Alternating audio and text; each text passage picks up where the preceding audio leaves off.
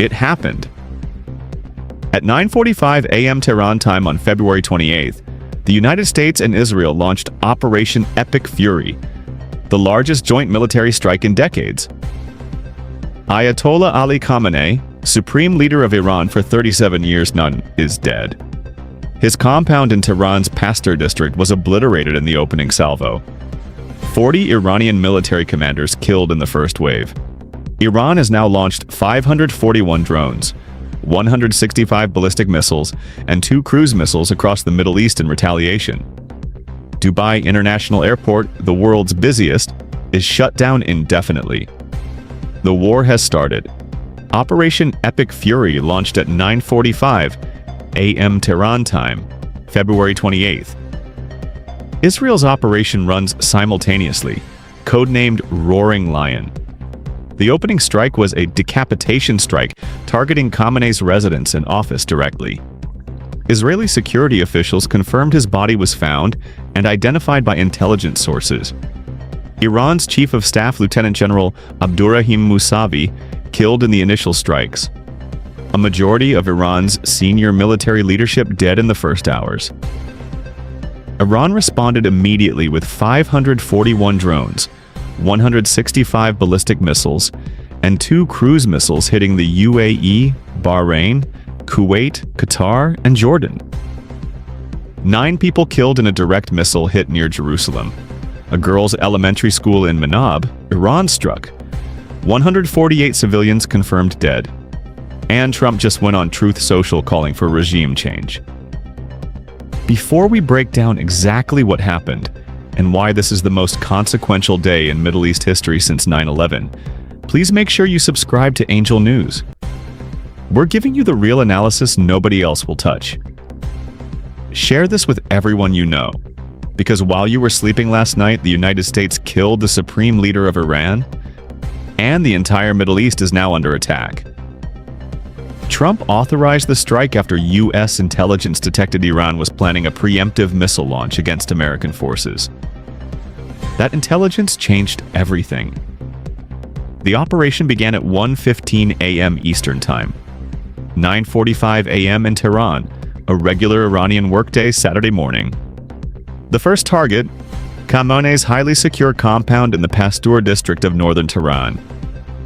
Satellite imagery published by CNN shows catastrophic damage to the compound's main structure. Israel's Air Force released footage it claims shows a direct strike on Iran's armed forces headquarters. Israeli security officials told Reuters that Khamenei's body was recovered and identified by intelligence sources. Trump confirmed the kill on Truth Social within hours. Khamenei is dead. Think about what just happened. The United States and Israel just killed the man who had ruled Iran with absolute power since 1989. Every proxy network, Hezbollah, Hamas, the Houthis, Iraqi militias, took all of their strategic direction from one man. That man is gone. There is no succession plan. There is no established mechanism for what happens next. Iran's 85 million people woke up this morning to find their government decapitated overnight. This was not a surgical strike. This was a campaign. U.S. Central Command confirmed it neutralized several hundred Iranian drone and missile strikes while sustaining no casualties and only light damage to its facilities. Israel struck what it called the heart of Tehran in a second wave of attacks on Sunday. Iran's Chief of Staff Lieutenant General Abdurrahim Musavi is confirmed dead, verified by Iranian state media. Israeli officials say 40 senior military commanders were killed in the first day alone. Iran's armed forces headquarters struck directly. The port city of Bushehr hit. Unclear if the nuclear reactor sustained damage. Multiple Iranian cities targeted nationwide, including Isfahan, where Iran's uranium enrichment components have been stored. Think about the military infrastructure that just ceased to exist. The IRGC command structure that coordinated Iran's entire proxy network across 7 countries is gone. The men who commanded Iran's ballistic missile forces, the men who knew the coordinates of every underground launcher, every missile city, every Khorramshahr 4 positioned for retaliation, are dead. Iran still has missiles. But the people who were supposed to fire them in a coordinated, disciplined campaign are no longer in command. Share this with everyone you know, because Dubai International Airport, handling 90 million passengers per year, the world's single busiest international hub, just shut down indefinitely as Iranian missiles reach the UAE. Every flight in or out of the Gulf is now affected. But here's what nobody is saying about Iran's retaliation right now. Iran launched 541 drones, 165 ballistic missiles, and 2 cruise missiles in its first retaliatory wave.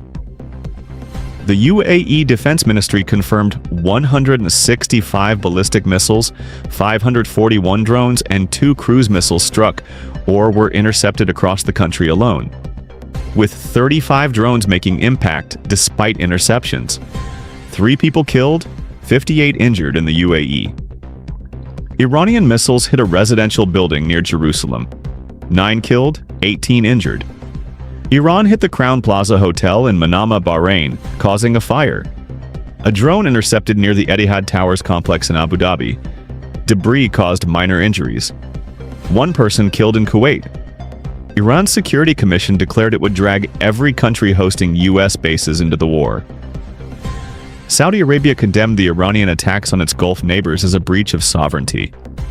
Iran declared 40 days of mourning, and Iranian President Pezeshkian called revenge Iran's legitimate right and duty.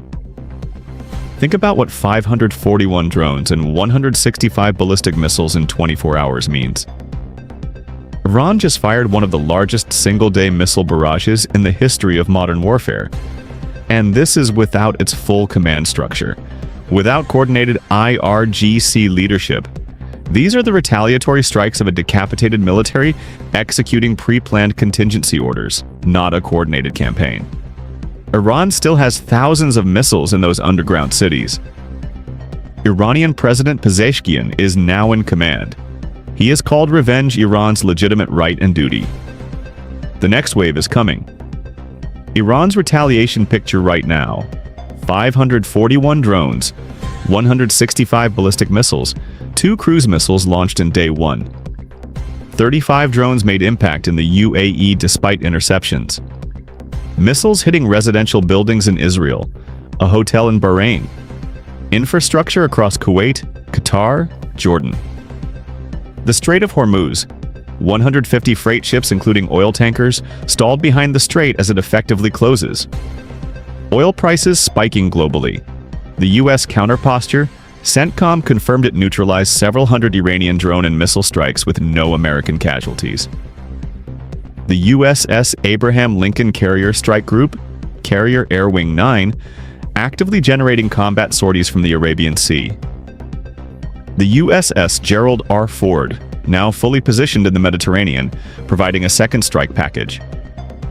Patriot and THAAD batteries across the Gulf intercepting ballistic threats. Israel's Iron Dome, David's Sling, and Arrow 3 working in layered coordination. But 35 drones still made impact in the UAE. Missiles still hit Jerusalem. A school in Iran is destroyed with 148 dead. This war is no longer a threat. It is a reality, and it is 24 hours old. Trump addressed the Iranian public directly in a video posted at 2:30 a.m. Eastern Time. The purpose of the strikes was effectively regime change. He told the Iranian people, "This will be yours to take. This will be probably your only chance for generations." UK Prime Minister Keir Starmer issued a statement from 10 Downing Street. Britain was not involved in the strikes. The UK Foreign Office warned British nationals in the Middle East to immediately shelter in place. Canada's Prime Minister Mark Carney backed the strikes. Russia's Vladimir Putin called Khamenei's killing a cynical murder via state media TASS. The EU called for diplomacy while acknowledging Iran's murderous regime. Saudi Arabia condemned Iran's missile attacks on its Gulf neighbors, vowing to stand by UAE, Bahrain, Kuwait, and Qatar. China told its citizens to evacuate Iran immediately. In Tehran itself, supermarkets are seeing panic buying. Bread, eggs, water, and milk already unavailable. Long queues at gas stations across the capital. Bottom line is this: Operation Epic Fury launched February 28th at 9:45 a.m. Tehran time, joint U.S.-Israel operation. Khamenei killed in opening decapitation strike on Pasteur district compound. Body recovered and identified by intelligence sources. Chief of Staff Lieutenant General Mousavi confirmed dead. 40 senior military commanders killed day 1. Iran's armed forces headquarters destroyed. Bushehr port struck. Nuclear reactor status unclear. Iran retaliated with 541 drones, 165 ballistic missiles, 2 cruise missiles across UAE, Bahrain, Kuwait, Qatar, Jordan, Israel. 35 drones made impact in UAE despite interceptions.